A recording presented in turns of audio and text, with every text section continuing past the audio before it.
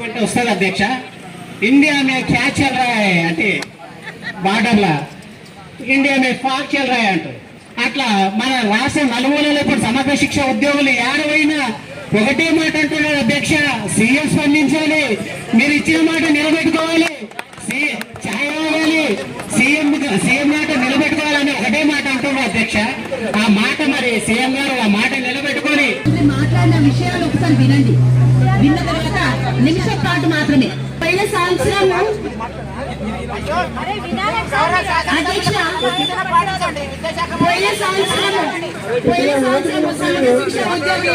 ధర్నా చేస్తే మీరేం చేశారు? అప్పుడు మీరేం చేసిండ్రు? మీరు ఎందుకు తీర్చలేకపోయారు ఆ సమస్యలు?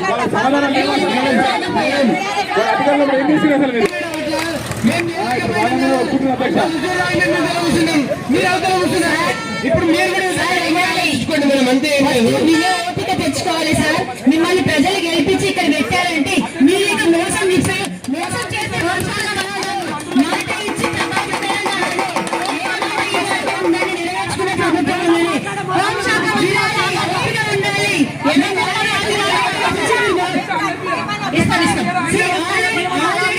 కమిటీ వేసున్నాను. హోంశాఖ మంత్రి గారు ఒక నిమిషం పార్టీ వాళ్ళకి అవకాశం ఇద్దాం.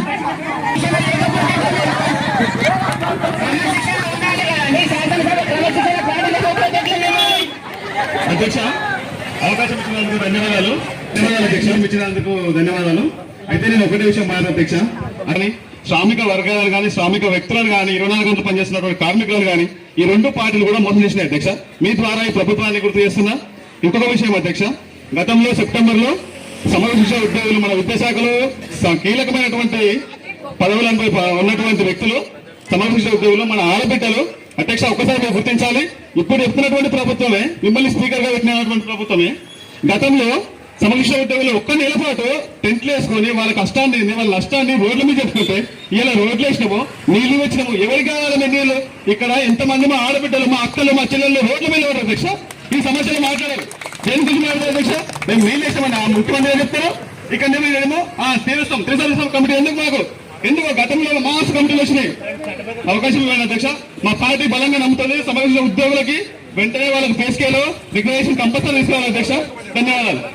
వికారాబాద్ జిల్లాలో స్పీకర్ గారు క్రిస్మస్ పండుగ దీక్షా శిబిరాలు క్రిస్మస్ పండుగ వేడుకలో వచ్చేసి తను దీక్షా శిబిరం నుంచి వెళ్లేటప్పుడు మా వీళ్ళ ఇక్కడ ఉన్న ఆడపిల్లలని ఎస్ఎస్ఐ ఉద్యోగులని అందరినీ చూసి కనికరించినట్టు ఆయన వచ్చి హామీ ఇచ్చాడు. ఏమని?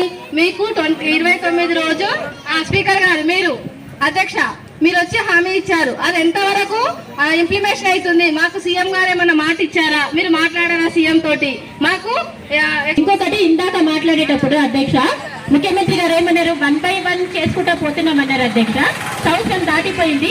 ఏమేమి 1 by 1 మా మహిళలకు కానీ రోడ్లు కానీ విద్యలు కానీ ఏమేమైనాయో గౌరవ ముఖ్యమంత్రి గారు కానీ గౌరవ విద్యాశాఖ మంత్రి కానీ మాకు వివరణ ఇస్తే మేము కూడా తెలుసుకుంటాం అధ్యక్ష.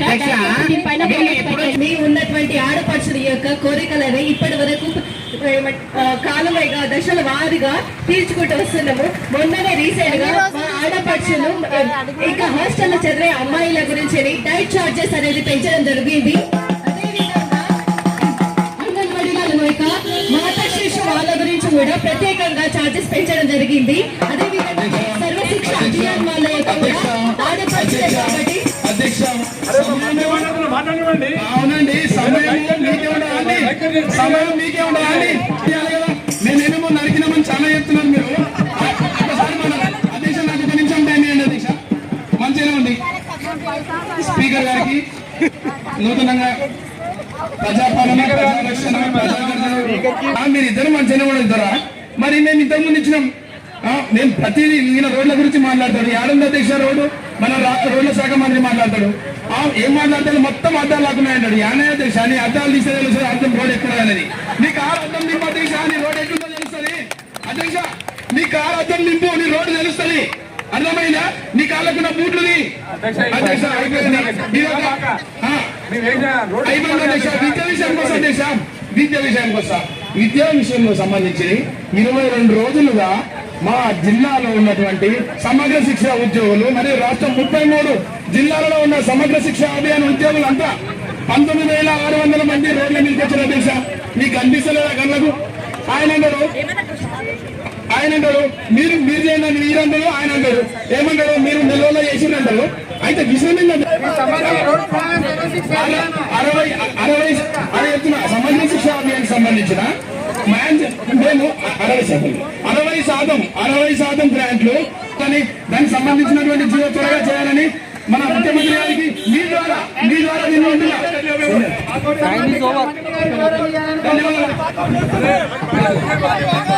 అధ్యక్ష ఒక రెండే నిమిషాలు అధ్యక్ష ప్లీజ్.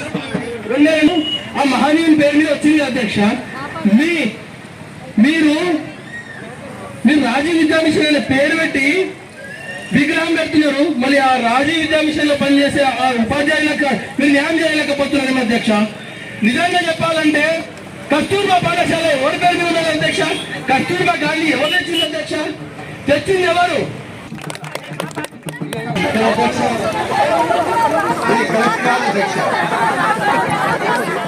సభామర్యాదాన్ని కాపాడండి, సభామర్యాదాన్ని కాపాడండి, వినండి.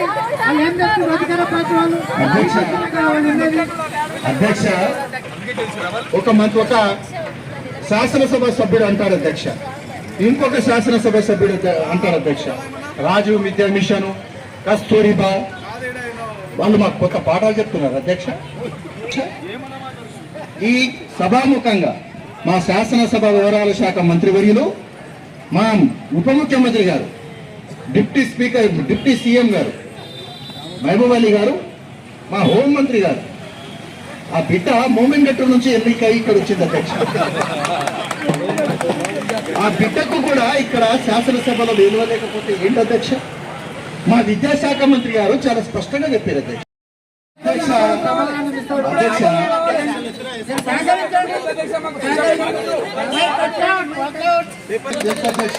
నేను ఇప్పుడు విద్యాశాఖ మంత్రిని, హోంమంత్రిని కూడా కోరుతా ఉన్నాను. ఆ డాక్టర్ తీసుకోండి అధ్యక్ష. సమగ్ర శిక్ష ఉద్యోగులది ఇదే అసెంబ్లీలో పెట్టుకుందాం అధ్యక్ష. సుదీర్ఘంగా చర్చ చేద్దాం అధ్యక్ష. అడిషనల్ గా నేను కూడా అధ్యక్ష మా విద్యాశాఖ మంత్రి గారు, మా హోంమంత్రి గారు పరిశీలిస్తున్నారు, డాటా సేకరిస్తున్నారు అధ్యక్ష.